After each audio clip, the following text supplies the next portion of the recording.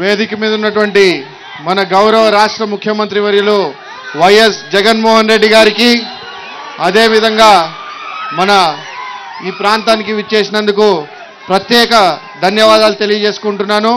అదే విధంగా పెద్దిరెడ్డి రామచంద్రారెడ్డి అన్న గారికి, బుగ్గన రాజేంద్రనాథ్ రెడ్డి గారికి, అదే విధంగా కాట్సాన్ రాంభూపాల్ రెడ్డి గారికి, మా తండ్రి గారు అయినటువంటి గంగుల ప్రభాకర్ రెడ్డి గారికి, అదే విధంగా మన సర్పంచ్ గారికి, ఎంపీటీసీలకి, ఇక్కడికి విచ్చేసిన ఎర్రగుంట్ల గ్రామ ప్రజలందరికీ కూడా పేరు పేరున నమస్కారాలు తెలియజేసుకుంటున్నాం.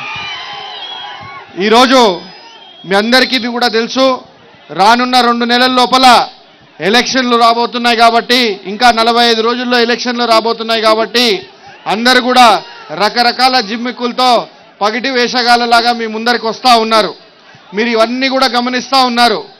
నేను 2 విషయాలు చెప్తాను.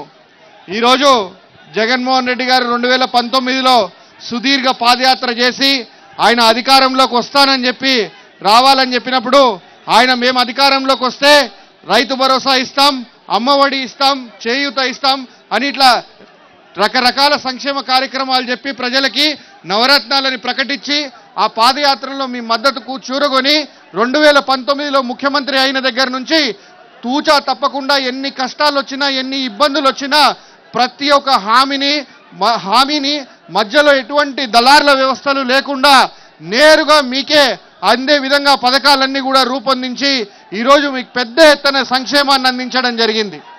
ఈరోజు మీరు చూస్తే అంతకంటే గతంలో ఉన్న ప్రభుత్వం ఏ రోజు కూడా ఒక్క సంక్షేమ పథకం అందించకపోగా దాదాపు 650 హామీలు ఇచ్చి అందులో ఒక్కటి కూడా నెరవేర్చుకునే పరిస్థితి లేకుండా 5 ఏళ్ళు కూడా ప్రజల్ని మభ్యపెట్టి మోసం చేయడం జరిగింది.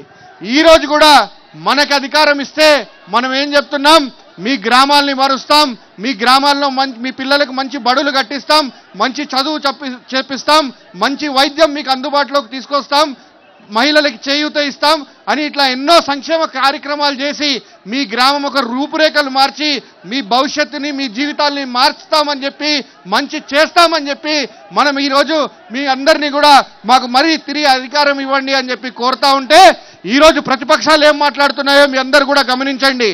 మాకు అధికారం ఇస్తే ఒకడంటాడు, రేపు నా దగ్గర ఎర్ర బుక్ ఉంది, ఎర్ర బుక్కులో పేర్లు ఉన్నాయంటాడు. అంటే మీరు వేసే ఓటు మీకు మంచి జరగడానికి వేయాలనా, వాళ్ళ పగలు ప్రతీకారాలు తీర్చుకోవడానికి వేయాలా అని చెప్పి మీ అందరు కూడా ఒకసారి ఆలోచన చేయమని కోరుతా ఉన్నాను. ఇక్కడ ఒకడున్నాడు, వాడంటాడు రేపు మా ప్రభుత్వం వస్తే మీరు గుళ్ళల్లో బళ్ళల్లో దాచిపెట్టుకోవాలంటాడు. మేము కూడా ఆళ్ళగడ్డ వాళ్ళమే, గుళ్ళల్లో బళ్ళల్లో దాచిపెట్టుకోవాల్సిన అవసరం రాదు, కలలు మానుకోండి. మీ ప్రభుత్వం రాదు, మీరు అధికారంలోకి రాదు, వచ్చేది జగన్మోహన్ రెడ్డి, రాష్ట్రంలో వచ్చేది వైఎస్ఆర్సీపీ, ఎగిరేది వైఎస్ఆర్సీపీ జెండా అని చెప్పి గుర్తుపెట్టుకోమని చెప్తా ఉన్నాను.